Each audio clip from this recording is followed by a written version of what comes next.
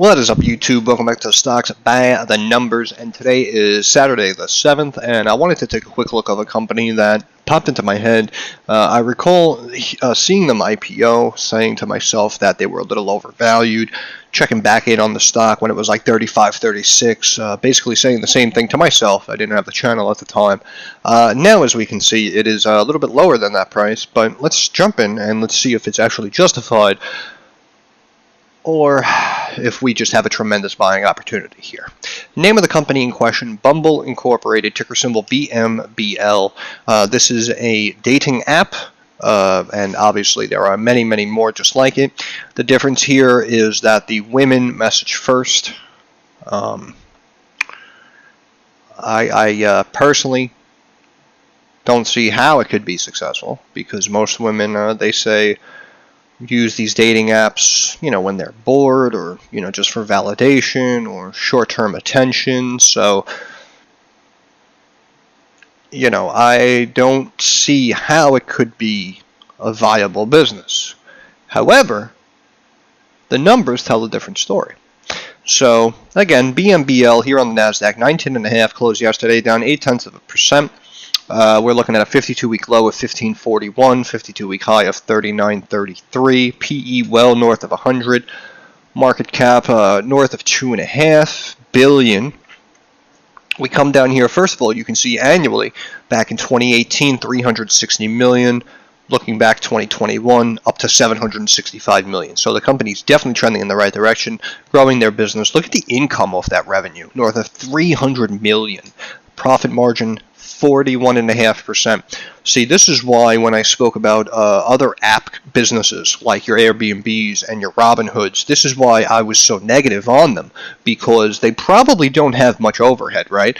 And a situation like a Robinhood, Airbnb, and now we look at a Bumble, look at this. See, this year, 40% profit margin. That's how they all should be. So, like I said, they want to cook their books, or just consistently report losses for whatever, tax purposes or whatever, right? It really doesn't matter, because as an investor, as an analyst, I guess you could say I am, I view all of that as a negative, really, whatever the heck they're trying to do. And again, any way you slice it, it's just viewed as a negative, not a positive. So I really don't understand what their angle is there. But the big problem here with Bumble, switching over here to quarterly, you can see about 4 or 5 quarters ago, a little less than 200 million, 208, 211, 218, 232. So this company is consistently increasing its revenue quarter over quarter and year over year, along with net income, obviously minus this rough year in 2020. However, the problem is the consistency with the company, right? So again, looking back to the year before, you're seeing a profit margin of north of 40% off of revenue taken in. Now, if we switch over here quarterly, we're going to see, 211 million, 218, 232. So this is like 450. With this is going to be 660 million, and let's say conservatively another 200 million and change. So now they're up to like 860, 870 million, which again would be another increase year over year for revenue. Problem? The income off said revenue, right? Year before, north of 300 million. We add up these quarters here, 16.4 and 18.6 is, we'll call it 34.5.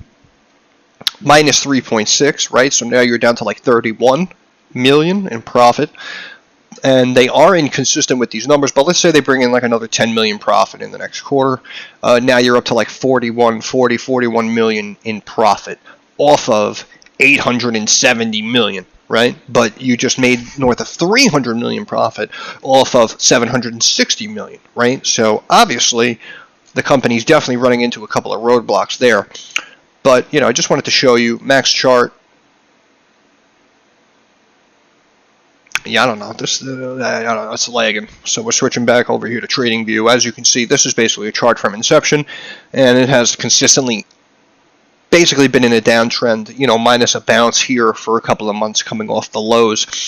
But the reason why is because, see here, it says $3.6 billion market cap. PE is a little bit lower too. So, even if we use these numbers, we can say, $3 billion and change market cap, but the stock IPO'd at a ridiculously high price and even hit north of $80 a share after it went public. So roughly 4 times higher than where it is now would be a market cap north of $12-13 billion.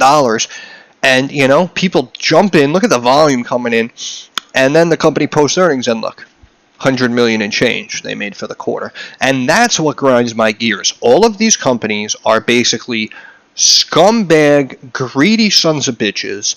They have companies that are doing a few $1,000,000 and they're valued at billions and billions of dollars. Everyone sitting at the big boys table, is holding probably millions of dollars worth of shares because of the tremendous overvaluation. And they talk about like the 30-day lockup, right? That's nothing. Look, stock was still $60, $70 a share. They could have got out and liquidated shares. When in reality, as we can see, it's worth 19, 18, 16, right?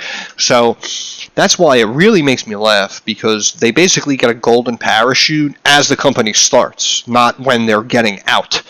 And you have these no-name people with these crappy piece of shit companies, and they're all millionaire, 100 millionaires, billionaires, and it's just laughable because no one is paying attention to the actual numbers. And anyone who got in early in the 60s, 70s, 80s, wondering why it's down, thinking it shouldn't be down, that's unfortunate, because again, we just broke down the numbers. You're posting 100 million out of the gate for the quarter, and you're telling me the company's worth 12, 13 billion. That there is no way in hell I agree with that valuation, and I would have immediately jumped on board the sell side and brought that down here with the rest of Wall Street and the traders. However, we can see it hit the bottom of 1541 and then had a nice pop back up to 30, a retracement back to about 17.5, we'll call it, and then a run up to about 40, right? So if you can get this in the mid to low teens, that, in my opinion, is going to be the entry, because it's the inconsistency that we're seeing in the stock as to why it's not maintaining its value. Big hit on the EPS side, miss on the revenue side. Quarter before, the exact opposite, right? Then you have a beat on top and bottom lines, but it was after a quarter of a miss on the top and bottom line. So it's the inconsistency, in my opinion, that's really keeping the stock very volatile. So right here at 19.5 still could be viewed as potentially a little bit overvalued, right? Trading, we'll call it like 4.5 times annual revenue, right? But the income is wishy-washy. So that's why if we can bring this down, right about maybe the 17.5 level, or if you can be nice and get back in the 16s or the 15s, that would be ideal, because then it would only be trading, like 2.5, maybe 3 times total revenue, which really isn't that bad. The PE would lower itself down, and of course, you'd be near the bottom of the range where it has already established its bottom. And even when they tried to pull it back, they only got to about 17.5. So that's why, in my opinion, if you can get in at like 17.5, that would absolutely be a very good entry, in my opinion. And also with this trending downward here over the last several months, you do have the potential to have it continue to pull back and sell off to 17.5, form your double bottom, and then potentially give you a nice rally off of that level. So put it on the watch list. Keep an eye out for that level. Again, EPS wishy-washy. We have a profit margin swinging from negative to positive to negative to positive. That, in my opinion, is, again, what is really keeping the stock down. Switching over here to stock charts, we can see on the daily we have our 50 and 200-day moving average, respectively. And you can see the 50-day was really swinging around, but the 200-day just slowly decreasing, going from like 33, 34, now down to 26.5 here on the daily.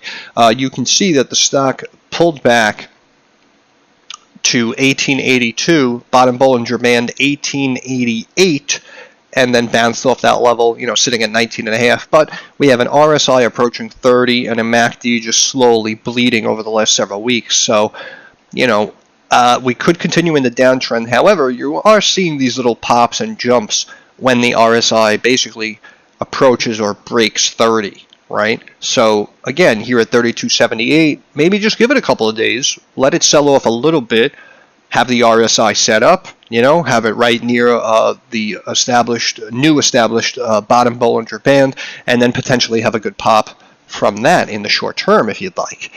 Same thing on the weekly, right? Sub 30, we have a little rally, drops to about 25, 26, has a massive rally. And now, again, you're seeing the RSI slowly pulling back. Now it's sub 40, right? So wait for that 30, sub 30, and take what the market gives you, right? So if they're going to slowly pull this back to 18 and a weekly RSI of 29 instead of 39, right? Just wait for it. Be patient. MACD looks like it just touched and is slightly curling downward. So, again, throw it on the watch list. Give it a couple of days, potentially even a couple of weeks, and see if it can set up nicely for you, when looking at some of these metrics. But, again, overall, I don't really like the whole aspect of the company. It's a dating app. The women message first. I mean, I don't know many women who like to initiate conversations. Even if you start the conversation on a lot of these dating apps, you'll notice that women really aren't that interested, or won't say much. Little one-word responses, right? And regardless of how cute or sexy the woman might be, it basically overall feels like you're just carrying the conversation, and it almost feels as if you're just kind of talking to yourself. So, I really don't understand how, you look at all those realistics, and yet a company like this is actually growing. So I'm not really sure what they're doing, but whatever it is, it's kind of working, because the revenue, again, is consistently increasing quarter over quarter, year over year. The big problem is the income off of said revenue. But if they can, kind of maintain this current revenue, figure out the profitability side, make it consistent, and kind of just keep doing what they're doing, then that's why I was saying, you start to see a pullback to 18.5, 17.5. That, in my opinion, would be a really nice entry, especially if we quickly look at the financials here. Just to switch over here, we can see, look, price to book ratio of 1.5, right? So the book value here at 19.5 maybe is like $13 a share. So that's probably why it didn't go below 1540, and it established that as the bottom, because that is, a little over 1 times book value. So we have to see if it does establish a new double bottom here. However, the book value does look attractive. And again, if it does pull back here to 1760, now you have a book value of what, like 1.2 and change. You have the ability for a double bottom. It seems more fair valued when looking at the PE and the yearly revenue to market cap comparison. So again, be patient, take what the market gives you. Let this one continue to pull back and stay in its trend. And again, not saying it's not a buy, but just not a buy here at this level, in my opinion. I would look for the low 18s or into the 17s to start piecing my way in. 19.5, unless you can handle that exposure and that risk, then piece your way in. But in my opinion, I would just be a little bit patient. But, overall, there's my 2 cents on Bumble. So I'm going to leave it there. Once again, this is Stocks by the Numbers. I want to thank you guys for stopping by. If you have any questions, comments, or concerns, please drop them down in the comments section. I'm usually very quick to reply. Just like everyone on YouTube says, if you like the video, thumbs up. You like the video, subscribe. But more importantly, it's the weekend, so I'm hoping all of you are having a good time. You're recharging your batteries. You're enjoying your friends, your families. You're smiling, right? Again, like I've been saying, forget about the hindsight and the mistakes of 2022. This is a new year. I want you guys to stay sharp, stay focused, stay positive, and stay enthusiastic, right? Look forward to the upcoming weeks. Be confident in yourself, knowing that, you're more knowledgeable. You're going to make, better decisions moving forward. And this year is going to be significantly better than last year. You can do it. So I'll leave it there. Thanks for stopping by. Enjoy your weekend. I'll see you guys in the next one.